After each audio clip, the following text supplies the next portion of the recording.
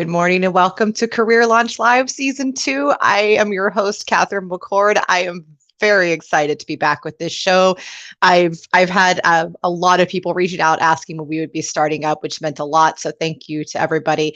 We're going to start off this season with a bang. And I just want to let you know we have a fantastic season planned for you. We have a fully booked schedule all the way through the end of May, jam-packed with phenomenal guests from around the world that are all going to be talking to us about everything people and everything business. Very excited about that. So stay tuned. Everything from all things pay. We're going to do another one of those. Women in business.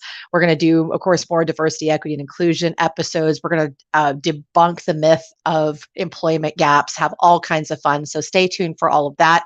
And today we have one of the most fantastic guests. We've had her on the show before. You know her. You love her. Please welcome back Miss Jan Barlow. Hey, gang. Oh my gosh, I'm so excited about being here again. I got to tell you, all I want to share with our people in the Southeast or Central South, as far as Dallas area, Catherine's in Florida. So if you feel that earthquake between Texas and Florida, it's just us. It's just us. Don't worry about it. And I do. And it's Jeremy back there. So I want to reference, this is my mascot now. There's a whole story behind him, but this is Jeremy back behind me. He is our Kraken, because at Titan, my two companies, we are releasing the Kraken on bias and the resume. So he is my co-host. And he's on your shoulder. Yes, it looks like he's on my shoulder, doesn't it? He's actually huge. He's actually like way back there, but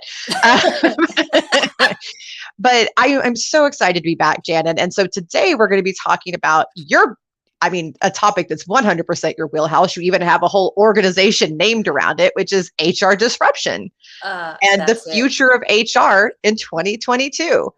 I keep getting asked about this. Do you? About where we're going? Look, they ask, but it's already been shown to us, right? I mean, literally, when you look at before the pandemic, like just go back to 2008, all right, the Great Recession. Just look at what that small little snapshot did and how it fueled the gig economy.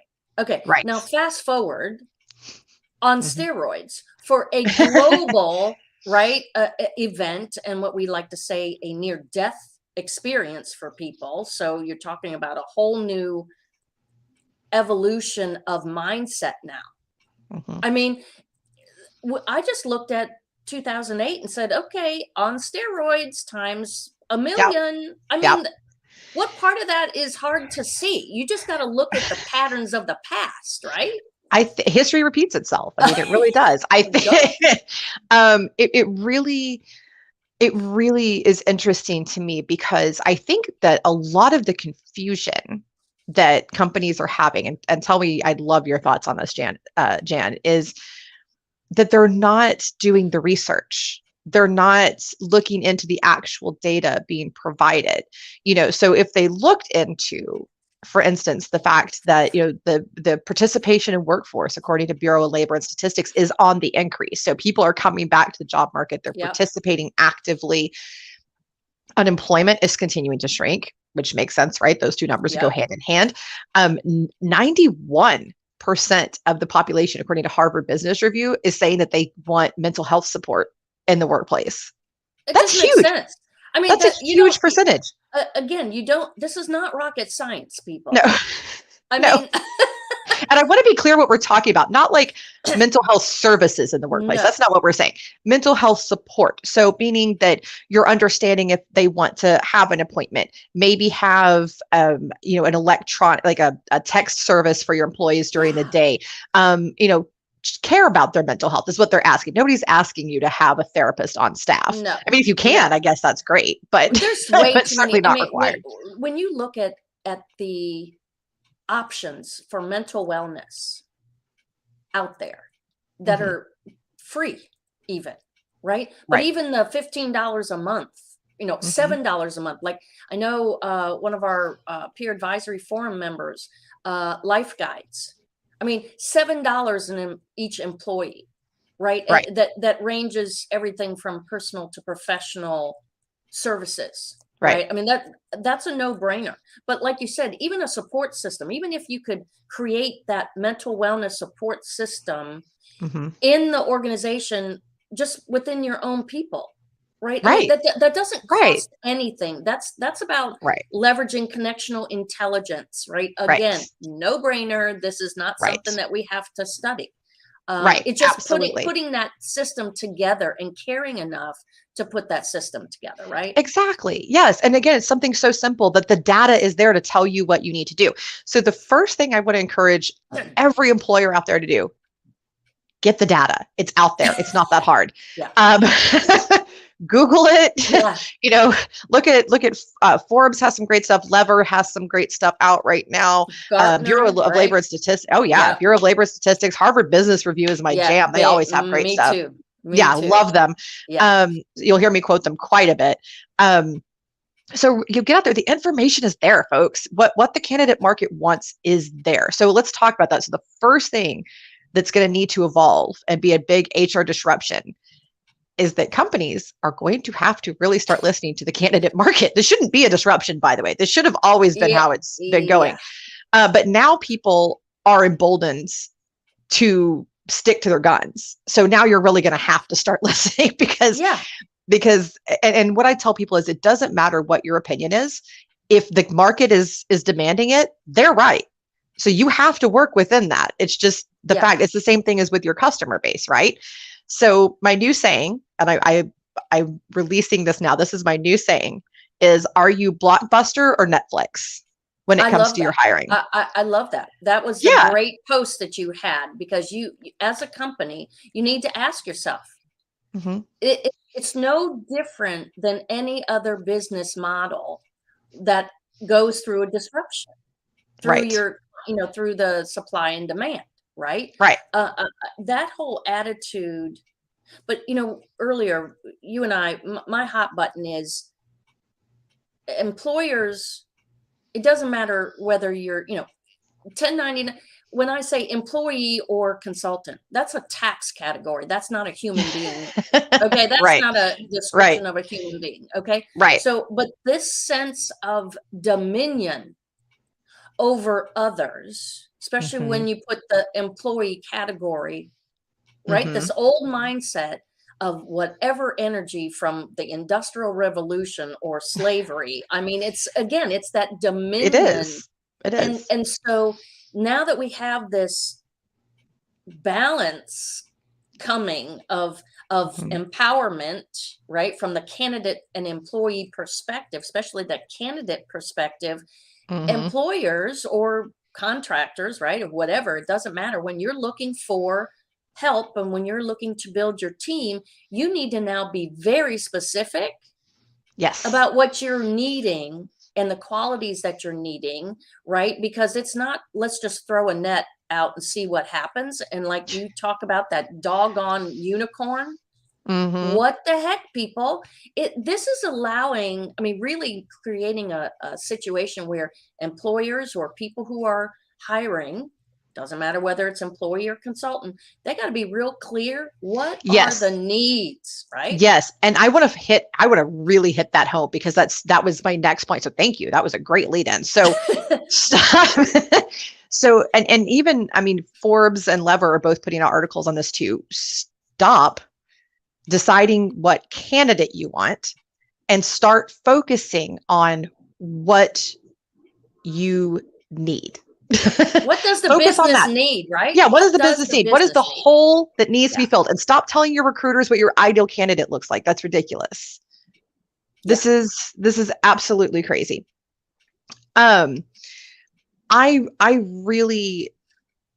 I don't understand why. I've never understood why hiring managers focus on the ideal candidate. It's counterproductive.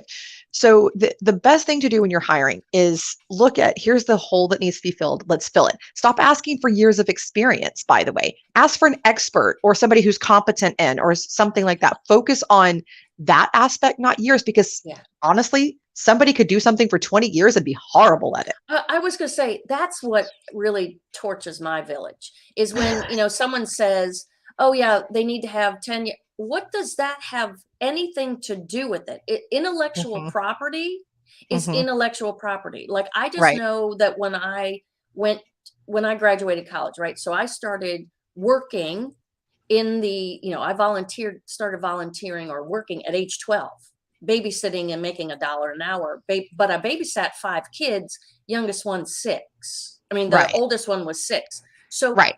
thinking about me as a individual getting experience in caregiving, in working at a hospital, right? Volunteering. Again, it's not about volunteer or did you get paid. That really tortures my village. Like, what does that have anything to do with it, right? Do you have the experience, or do you Right. have the knowledge base? Really the knowledge base, right? Yeah, Yeah, yeah. I mean, and absolutely. so by the time that I graduated, so from age 12 to 22, 23, Hmm. I'm going out into the work world and going, and I wasn't told that. Like, if I would have Right. known now then what I Right. know now about putting all that on a resume. So by the time, I mean, I had already 10 years of work experience Yep. that I didn't even know I could leverage. Oh Right. I yeah. mean, Oh yeah. but It's we're sitting but here people saying, didn't oh, 10 know. years. Like, what is, like, Hmm. these are just old terminology and programming It's that is no longer. counterproductive. Yeah. It's counterproductive. So HR needs to be focusing on what needs to be taken care of, not the ideal candidate. That's counterproductive. So then What's the the next step business, is right? the technology, right? So candidates are crying out for for application processes that are more human and that are more friendly to others. So for instance, I talk a lot about neurodiversity. It's one of my favorite Yep. topics. That's almost a third of the population fits into that category. And a Wow. lot of people with neurodiversity struggle with the current application processes for various and sundry reasons. So it's important to go into every single hire process inclusively, because if you miss out on a third of your candidates that, Yeah. trust me, you want, trust me, Yeah, these are that's smart, right. amazing human beings. You want them. Be be particular be intentional and be Yeah. inclusive. And when I say inclusive, what I mean is just set, and it's all very simple things, like have different options for how you interview, right? Hey, we'd love to speak to you. Do you prefer phone, Zoom, or text to speech? Because text to speech is important for the hearing impaired, which Yep. is also a very large percentage of the Yep. population, by the way. You'll notice these. There it is. That's why. That's right. um, and I'm getting some messages, by the way, that people are not seeing our feed. So give me 1 second that Sure. they're not seeing us, which is very odd because I'm showing us as live. It's So, very but I odd. know but we've had some issues with LinkedIn connectivity. So give me Got it. 1 second and let me see. We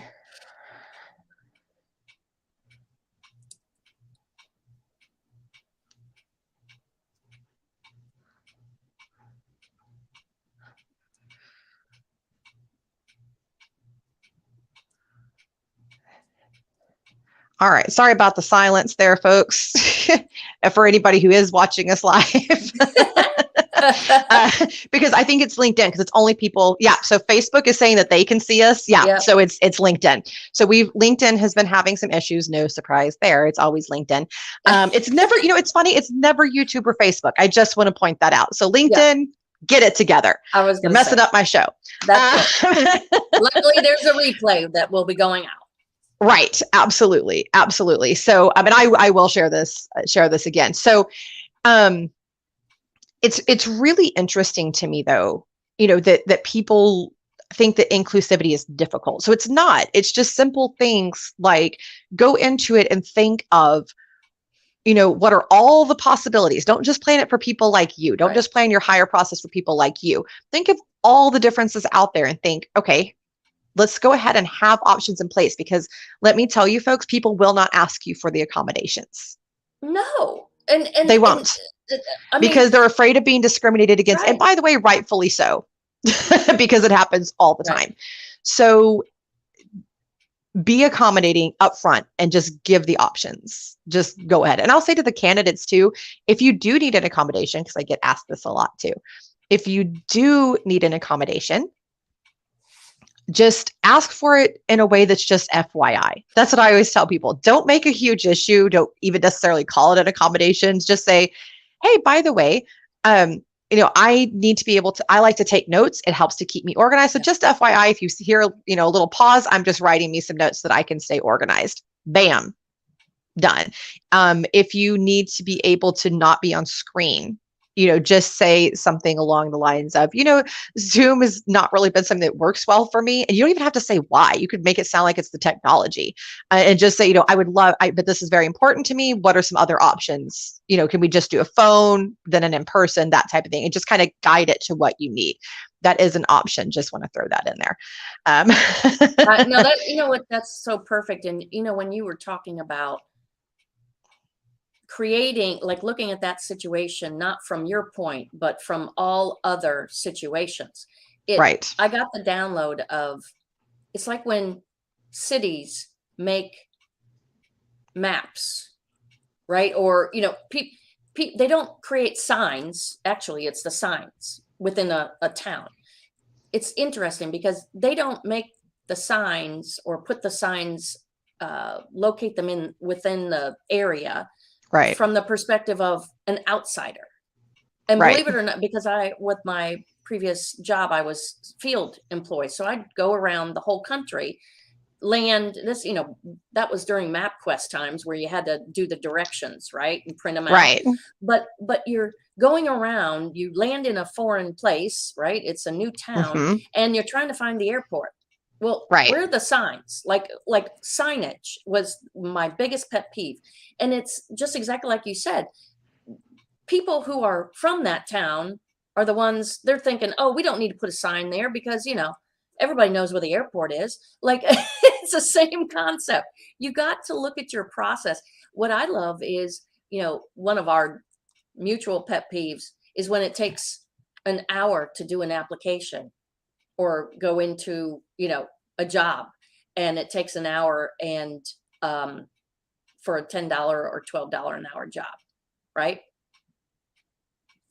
Absolutely. Yeah. Walmart has an hour-long application for Walmart. Sales prevention, can I help you? Yeah. Yeah, no kidding. So tell me real quick. So what are some of the HR disruptions? Because that's, your whole jam. So what are some HR disruptions that you're seeing that are important? Okay. So again, this big piece of contractors, right? People, as we know, the Census Bureau back in 2020, 4.4 million people created a business in the US in 2020, right? So fast forward, because I pulled them for 2021, 5.4 million, right? Started business applications, right? So what they say now is only a third of those applications in 2021 were for businesses that were deemed likely to have employees. So we have a lot of sole proprietors. Okay. So that's our famous, Bureau of Labor and Statistics. So looking from that perspective, okay, what does that mean for companies? You're going to have less employees, meaning employee and, consultant are just tax categories. You have to start looking at people as team members. Right? As human beings, not as employee versus contractor, right? It's like you have to now start looking at how are you going to leverage connectional intelligence? Like you have to, again, this empowerment mindset, this from the employee standpoint, which again, it's about equal. How do we take your strengths? How do we, isolate and really identify your strengths to fit our job, like to know what our job needs, what the position needs, not the profile of the person, but the literal job, what's necessary for our company, for this position, and finding those people to work. Right. You see what I'm saying? It's a totally different. And keeping it human to your point too, so keeping it human, and even once people are on board with you, so this is another big topic for the future of HR, is people want the human back in human resources, right? What a concept.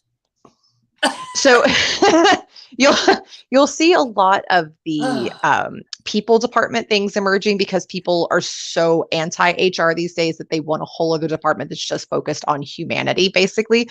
So here's where this is going, because I think this is confusing a lot of companies. They're like, but we don't care about your personal life. And frankly, you shouldn't. And from the standpoint of, it's not your business. Their personal life is not your business.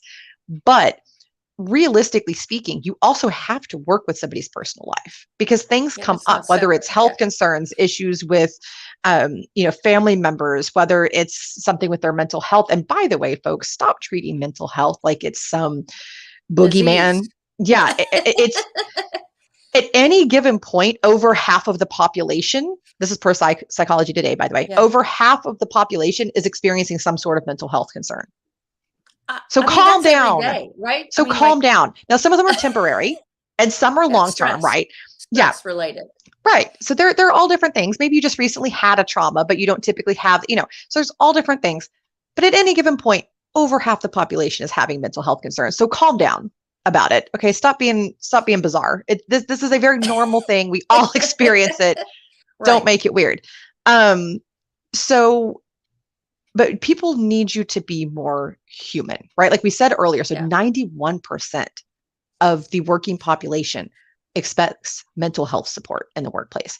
People also are now starting to expect things like more PTO. By the way, companies, just go ahead and have unlimited PTO. Stop being bizarre. But most people won't take it. Most people will still take the same amount either way, but it's a way to set them up for success so that if something happens, it's not uncomfortable. Then they don't have to go on some weird leave or anything like that. And be flexible with people. If something is going on with them, work with them. Say, okay, why don't you be remote for a while? Why don't we change your hours for a while? Why don't we, that's the kind of thing that people are looking for. Okay. To be real clear, that's what people need, is flexibility, just basic flexibility. And by the way, that works for you too, because then you're not losing a worker. You're not having to go through the whole hire process and train somebody doing all of that. It behooves you to go ahead and just be flexible with your existing team. Duh. Again, this is one of those things that why do people not just get this? I don't understand. And you're not encouraged. And I'm not putting words in your mouth. No, we've had this discussion. Yeah, because there are some, as we know, there's going to be another human that may take that to the extreme. We're not saying that there's not, right. So that it does happen.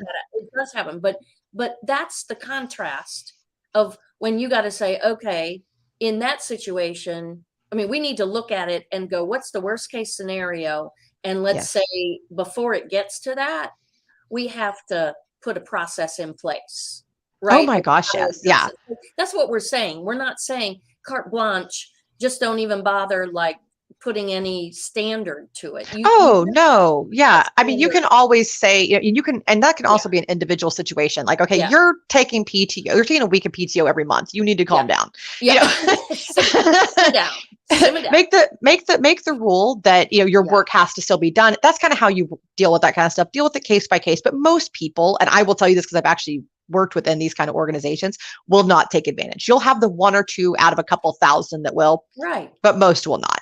So have these very friendly policies. Have paternal leave, just like you have maternal leave, please. That's a thing now. By the way, Europe's been doing this for a while. Other countries have been doing this for a while. US, catch up. Get your lives together. Yeah. This is a thing. Dads want to be with their kids too. And we are now in a world where, and thank God, gender roles are blending more and more, because there's no longer a biological or practical need for it to be one-sided. There was a time when there was a practical need for it to be one-sided. There was, because we didn't have all the things we have now. We didn't have the resources. It just kind of needed to be one-sided. Remember, we didn't even have daycare. Exactly. Just that very element of universal daycare when you come to a business that you could go and drop your child off. I mean, I just know. That would be cool. That's what I'm saying. I would be all for that. But that's what I'm saying. As far as before that, you either had to, have a parent or a Mm-hmm. grandparent, right? Take care of Right. your kid, or you hired somebody, right? A nanny or whatever, Right. just somebody, right? So, but Right. now there's just way too many options for childcare.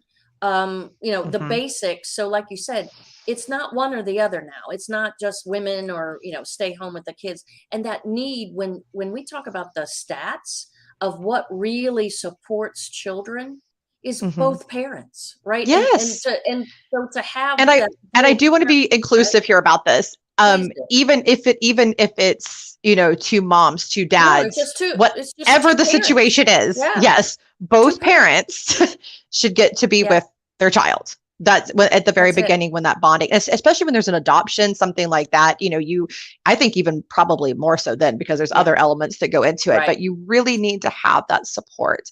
Um, be supportive. Also, this is another big one that I'm seeing a big push for on the candidate side. And I think that companies really need to start moving this direction if they're not already, is be ready for people to have something come up. Like kind of have things in place, be prepared because Yeah. life happens. And let's say for me, for instance, when all of a sudden one day, so since I was 17, I've had what are called TIAs, which are little mini strokes. All of a sudden one day, I mean, just out of nowhere, no sign for this, I had a 45-minute seizure. Wow. And so I had to start going in for testing because then this started becoming a thing. And I got to the point I was having 2, 3, 4, 5 a day Wow. and out of Yeah. nowhere. Now we figured out that what it was is that my very fun neurodiversity had just advanced and had started making this a seizure instead of just a regular TIA, but it's still a very similar type thing. And so it's really interesting because when I went through that, the company that had thought I was all well and wonderful and just singing my praises turned their backs on me. Wow. And by the way, I'm that person who, and not that I felt obligated to, I just like to, I was working from hospital rooms, literally. That's just how I am. Now, this was nothing that that's how you are. yeah, that's just how I am. They did not, I want to make this very clear. They did not pressure me to do this. Right. Okay. This is just who Right. I am.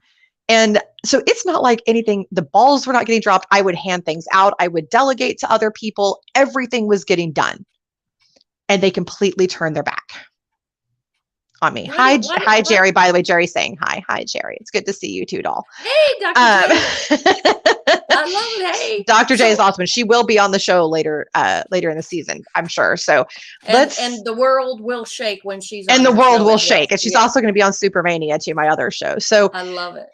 I kind of want to wrap up here with so we've been talking about the importance of being prepared for humanity, basically in HR, right? So HR has gotten away from humanity. It has. It's just kind of gone into compliance and defending the company. And by the way, HR people, if you ever say this sentence to somebody and I find out about it, I will fly to where you are. And we're going to have a face-to-face come to Jesus because this is my pet peeve. So never say to somebody when they come to you with a complaint, oh, I know that person, that's not how they meant it. That is not your job. You are supposed to be neutral. You don't get to have an opinion. You don't go into anything. If you are not capable of that, you are in the wrong line of work. Get out. Right now, immediately, I will help you find something else. Get out of HR. You have to be able to be neutral, even if it's somebody you know and like. I have had to deal with HR complaints against people that were my friends, not just my work friends, my like real life friends. You have to go in neutral and you have to be able to look at things from a neutral standpoint. But HR, get ready. We need you to be more human. And the candidate market is saying it. Yeah. It's time. And one of the terms that I would like to abolish is human capital. Oof. Yeah. I got to tell you, that just goes right up my behind 5 million ways. Like, we're not talking about ownership. No. We're talking about people. Okay, I'm done off my soapbox. That was great. No, that was great though. I like that. It's a great, and we're going to end it like that. We're just going to end the show.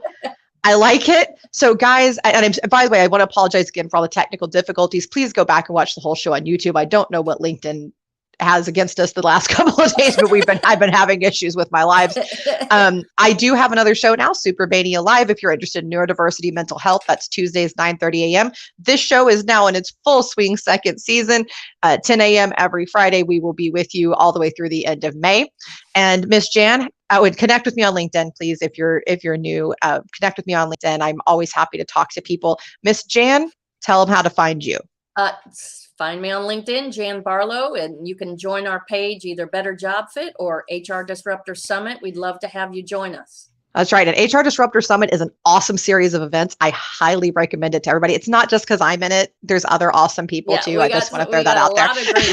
And this is not just self-promotion. No. They really are fantastic. There's a reason I joined up. But thank you. Yes, thank you, Jan, for joining us. And I will see everybody next week.